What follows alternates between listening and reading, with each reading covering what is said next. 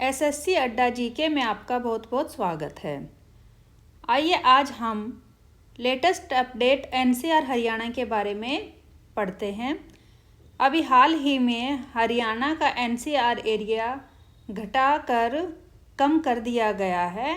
पहले इसके 22 ज़िले, हरियाणा के जो 22 ज़िले हैं उनमें से 14 ज़िले एनसीआर के अंतर्गत आते थे, लेकिन अब 22 ज़िलों में से 9 ज़िले एनसीआर में शामिल किए गए हैं। आइए देख लेते हैं संपूर्ण जानकारी इसमें।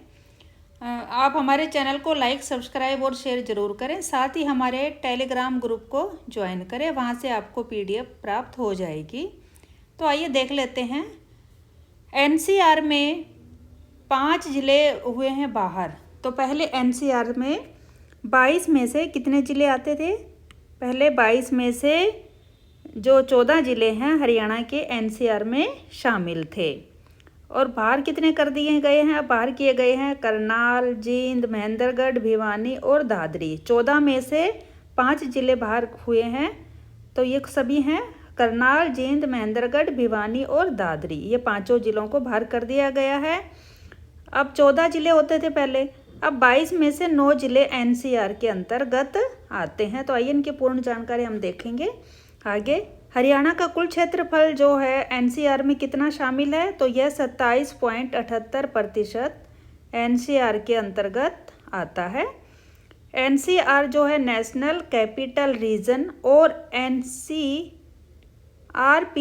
यानी कि national capital region planning board, जो इनकी स्थापना कब हुई थी? तो इनकी स्थापना 1985 में हुई थी। कब हुई थी इनकी स्थापना? 1985 में। हरियाणा पहला ऐसा राज्य बना है जिसने जो अपना दायरा कम करने की मांग रखी। जो एनसीआर के अंतर्गत जो दायरा था, पहले मान लीजिए इसका 14 ज़िलों में था, तो एनसीआर में पहला ऐसा हरियाणा राज्य बन गया है जिसने एनसीआर से जो अपना क्षेत्र है वो कम करने की मांग रखी है। आइए अब आगे देख लेते हैं। एनसीआर से बाहर होंगे करनाल, जींद, महेंद्रगढ़, भिवानी और दादरी। तो हरियाणा सरकार ने राज्य के 5 ज़िलों और 2 ज़िलों की 3 तहसीलों को राष्ट्रीय राजधानी क्षेत्र के दायरे से बाहर निकालने का प्रस्ताव तैयार किया है। अभी तक राज्य के 22 में से 14 ज़िले एनसीआर के दायरे में आते थे। प्रदेश सरकार का मानना है कि एनसीआर के दायरे में आने की वजह से हरियाणा के इन ज़िलों को फायदा कम और नुकसान अधिक हो रहा है।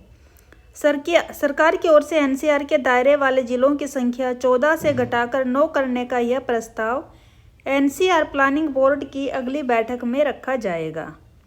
मुख्यमंत्री मनोहर लाल के प्रतिनिधि के रूप में मुख्य सचिव संजीव कौशल 3 जुलाई को होने वाली बैठक में ये प्रस्ताव रखेंगे। तो 3 जुलाई को ये प्रस्ताव रखा गया है। इसमें से किन जिलों को बाहर निकालने का प्रस्ताव है? तो ये है करनाल, जींद, महेंद्रगढ़, भिवानी और दादरी, ये सब शामिल रहे हैं। रोहतक ज़िले की जो महम तहसील थी, इसको भी इस दायरे से बाहर रखने का प्रस्ताव रखा गया है, लेकिन अब इनको शामिल कर दिया गया है। जो 14 में से 5 ज़िलों को बाहर कर दिया गया है, प्रस्ताव स्वीकार हो चुका है। प्रदेश में कुल, ये देखिए यहाँ पर लिखा है, प्रदेश में कुल 22 ज़िले हैं जिनमें से 24 ज़िले एनसीआर के अंतर्गत आते थे, जो सबसे ज़्यादा थे। लेकिन अब ये क्या कर दिया गया है? 14 की जगह इनको 9 कर दिया गया है।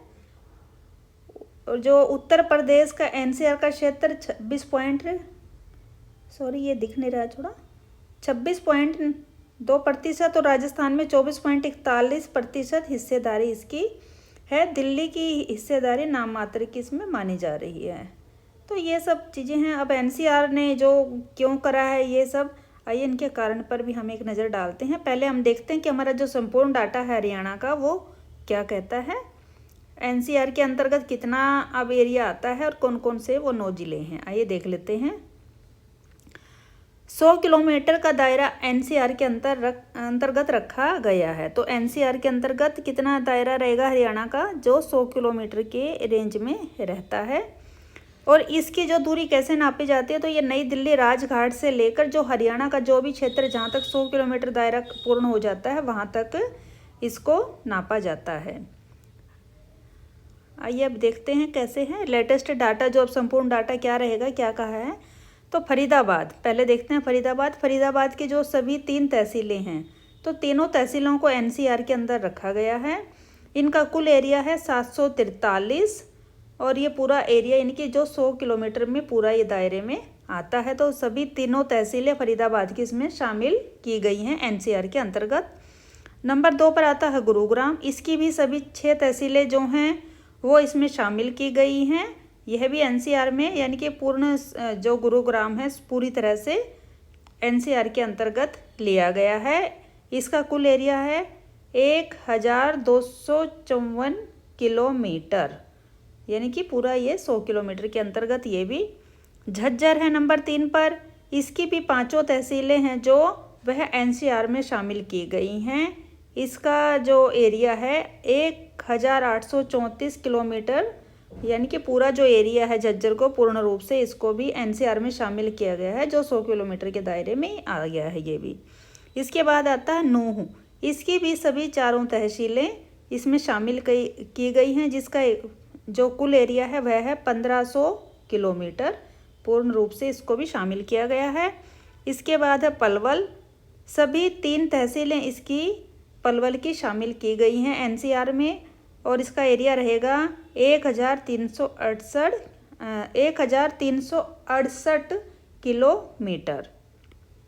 यह भी पूर्ण रूप से शामिल हो गया एनसीआर में। इसके बाद जो पानीपत है, पानीपत की 3 तहसील जो इसके अंतर्गत आई हैं अब की बार। तो 3 तहसीलें इसकी रहेंगी। कौन कौन सी हैं वो? समालका, इसराना और बापोली। पहले एनसीआर के अंतर्गत इसका 1268 जो किलोमीटर का एरिया था, ये पूरा इसके अंतर यानी कि पानीपत का पूरा एनसीआर में 1268 किलोमीटर एरिया आता था। लेकिन अब इसका एरिया 671 रह गया है। और इसको कहाँ तक शामिल किया गया? इसको पूर्ण रूप से 100 किलोमीटर ना करके 52.92 किलोमीटर इसका जो एरिया है वह एनसीआर में शामिल किया गया है। इसके बाद है रेवाड़ी। रेवाड़ी की जो 3 तहसीलें हैं, इनको तीनों को ही इसमें शामिल किया गया एनसीआर में पूर्ण रूप से।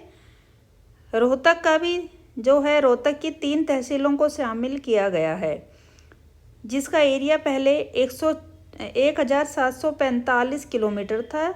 लेकिन महम को, ये देखिए, महम को एनसीआर से बाहर रखा गया है। इसकी वजह से जो इसका एरिया अब घटकर कितना रह गया है? 1194.63 किलोमीटर एरिया इसका रहा है। और यह कहाँ तक है? यह 68.46 किलोमीटर तक का एरिया इसमें शामिल किया गया है क्षेत्रफल के अनुसार। अब है सोनीपत। सोनीपत की भी सभी 4 तहसीलें पहले भी एनसीआर के अंतर्गत आती थी और अब भी, तो यह भी पूर्ण रूप से इसमें एनसीआर में शामिल है। इसका एरिया है 2122 किलोमीटर। तो टोटल एरिया जो अब हरियाणा का पहले ही था इसमें एनसीआर के अंतर्गत 13,428 किलोमीटर, और अब यह घटकर कितना रह गया है एनसीआर में? जब 14 तहसीलें घटाकर उसमें से जब 5 तहसीलें बाहर कर दी गई हैं, तो उसके बाद 12,280.68 किलोमीटर जो है इसका एरिया अब एनसीआर के अंतर्गत रह गया है। आइए थोड़ा देखते हैं, नोट करते हैं। तो पानीपत के जिले की 3 तहसीलें समालका, इसराना, बापोली एनसीआर में शामिल हुई हैं अब की बार। और उसके अलावा रोहतक जिले की भी 3 तहसीलें, यानी कि रोहतक, कलानौर, सांपला, इनको एनसीआर में शामिल किया गया है और महम को इससे बाहर कर दिया गया है। अब आपको बता देते हैं कि आइए देखते हैं कि ये जो कारण रहा था एनसीआर के दायरे को कम करवाना, क्यों चाहता था हरियाणा, इसके क्या क्या प्रमुख कारण थे, उस पर एक नज़र डाल लेते हैं। इनके जो मुख्य रूप से 6 कारण एनसीआर के दायरे से बाहर रहने के थे। नंबर 1, एनसीआर में 14 जिला शामिल होने के कारण 10 साल पुराने डीजल और 15 साल पुराने पेट्रोल वाहन हटाने के आदेश का सबसे ज़्यादा असर हरियाणा पर पड़ रहा था। उसके अलावा एनजीटी और केंद्रीय प्रदूषण नियंत्रण बोर्ड सहित सुप्रीम कोर्ट के आदेशों पर प्रदूषण की स्थिति में ईंट भट्टे भी सबसे अधिक हरियाणा के ही बंद हो रहे थे।